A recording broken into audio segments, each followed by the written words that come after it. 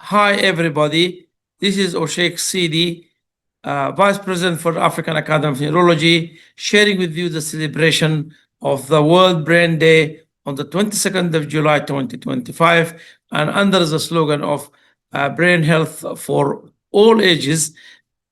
I will take you over a brief overview on the brain and environmental toxins.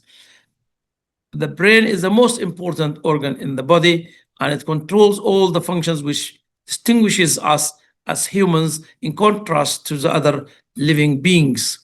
Anything that surrounds us, whether it is of living or non-living being, as our environment. So solids, gas, liquids around us are our environment.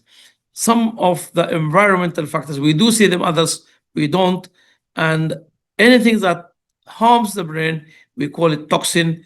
And they range from very simple, mild ones, which we can see and feel, to very dangerous ones, which we cannot detect easily till they cause damage to the brain. So the brain controls everything. Environment is an inevitable thing to live in. So incidental exposure for workers like agricultural workers, people working in factories, and people working in refineries or in sewage control, they are exposed to the environment and toxins as part of their jobs. Accidental, as it might happen in like nuclear plants, like what happened in Chernobyl, and intentional, which can happen during warfare, and people might use chemical weapons or nuclear weapons, and it also can be used as criminals can use it, and also in experiments, whether these are military experiments or scientific experiments, might expose people to environmental toxins affecting the brain. It is important to understand that the brain health starts from the time of conception till the last moments of a human being life. So the brain at the first stages is very vulnerable because it is developing at that stage. So any toxin that affects it will have very deleterious long-term sequelae. Children, pregnant women, individuals with pre-existing neurological conditions are more vulnerable to environmental toxins than the general other healthy population, although others will also be affected to varying degrees. The environmental toxins are quite wide in spectrum, and to mention as big examples are heavy metals, air pollution, pesticides, industrial chemicals, plasticizers and flame retardants, toxins, toxic organisms, and I will also give details about organisms, water contaminants, radiation, noise pollutions, and some of these are actually lifestyle associated toxins like use of illicit drugs, addiction material, solvents, and also excessive use of alcohol, be damaging the brain. The mechanisms these toxins in the environment can cause to the human brain are done through several mechanisms. Examples are, and the more important is, toxins can increase the oxidative stress on the neurons and induce early death by apoptosis or necrosis. So this can have acute effects, short-term or long-term effects, and inflammation as well, which is triggered by the toxins. And also, this disrupts the normal brain function, and it will contribute to neurodegeneration, probably causing dementia or Parkinson's disease and other neurodegenerative disorders. If intervention with the neurotransmitters causing their imbalance, and they usually interfere with the either production, release, or reuptake of the neurotransmitters. It's caused a lot of problems in interrupting the communication between the different neural networks in the human brain and leading to dysfunction. The environmental metals which are important are lead, which used to be in the water pipes, but still fuels also in petroleum, and our exposure has reduced a lot, but still it is posing a lot of danger to children, particularly in lead containing paints and the toys, particularly in used in the third world. Still, there are no laws and control over these things. Mercury, we see it in fishes, and arsenic is usually industrial exposure.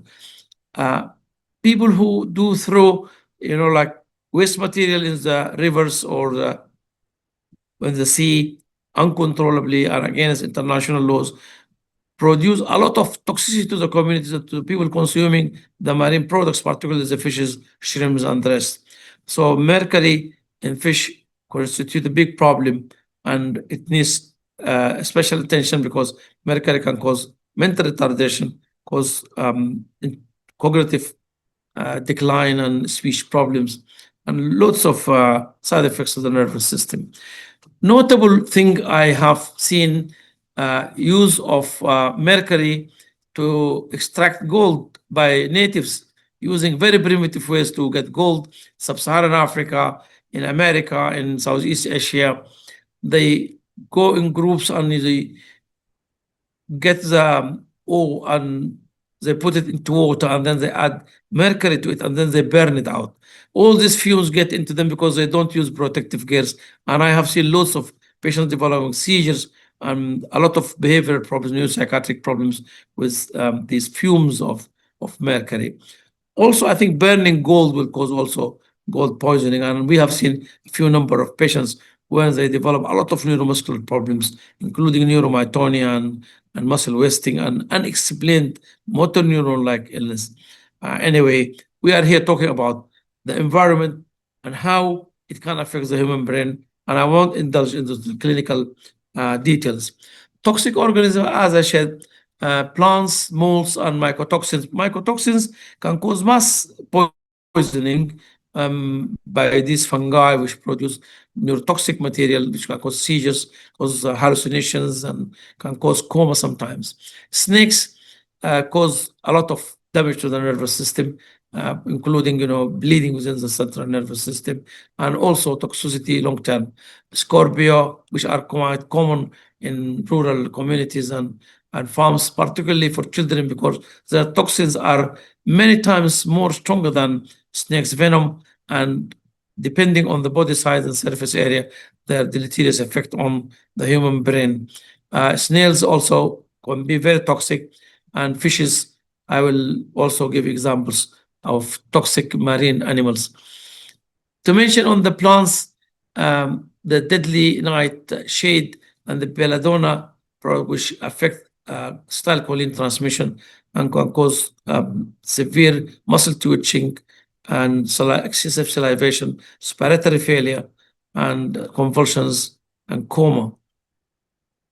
The toxic organisms in the sea, as I mentioned with the mercury, but some of them produce toxin like the snail. There's a corn snail. You see, it has a snare. It has a big spike which produces deadly toxin, which blocks neuromuscular signaling and causes respiratory failure, cause severe hypoxic brain damage. The pufferfish, the fugu, blocks sodium channels and cause numbness, weakness, and coma as well as seizures. And the blue ring octopus, which look very beautiful, but it is deadly as well. And the electric eel, more seen in the Amazon River basin. There are other eel-like fishes in other rivers, like the Nile, Zambezi River, and rivers in Southeast Asia and India.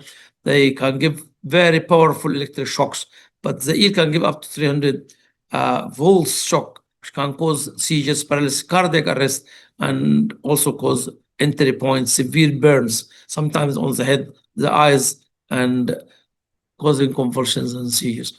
I think talking about all these things, the important thing is we keep pressing for awareness about environmental toxins and awareness like what we are doing on this World Brain Day, and health for everybody. Health for humans from conception to the last moments of life. Brain health for all ages. Prenatal care is important. Good nutrition for women, use of folic acid, good consumption of vegetables and fruits, consumption of omega-3, early detection of intoxication and treatment.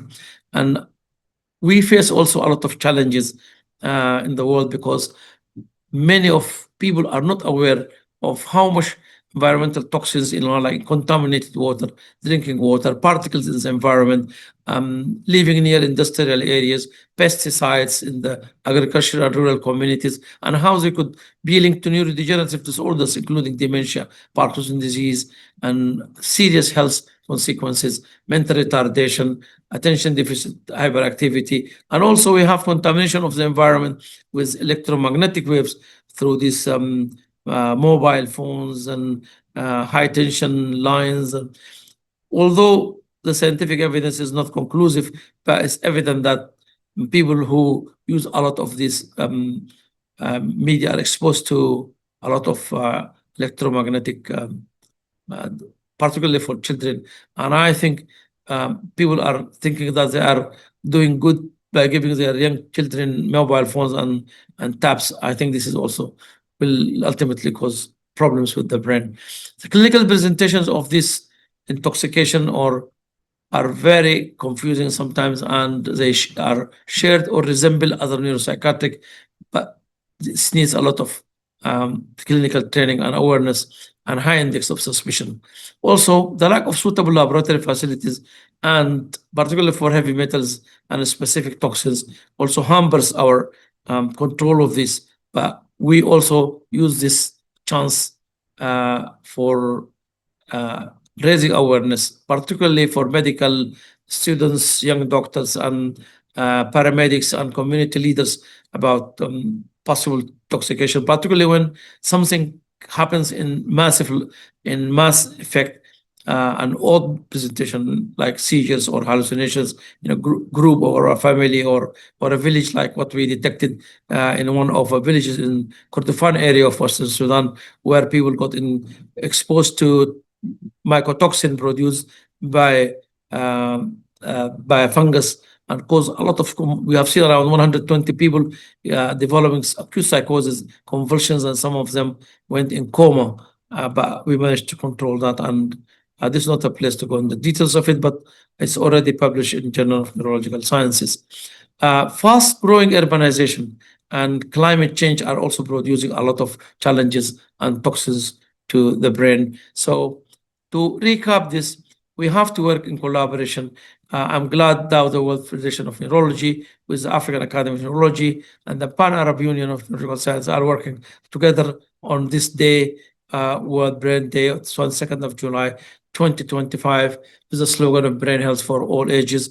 I hope I have taken you over this brief overview of the brain and the environmental toxins. Simply, the brain is the most precious organ. Environment is inevitable. We have to be aware of the dangers in the environment we are living in. And also, we have to ask and push towards laws and regulations that protects the human brain and also advocates for rights of children before being born and women also for good nutrition, good service during pregnancy, during labor, and early childhood, as well as for the elderly people, and not to expose them to unnecessary risks in the environment. Thank you very much for listening. I hope I have given you a reasonable overview, but we look forward for more and more awareness and more introduction of environmental neurology in the curriculum of the medical schools and nursing schools and also administrators. And I hope our local politicians and the international organizations bring this environmental toxins and toxicology in neurology to the front lines where it deserves to protect the human brain, the most precious organ. Thank you very much. Wishing you all the best. This is the end of my talk.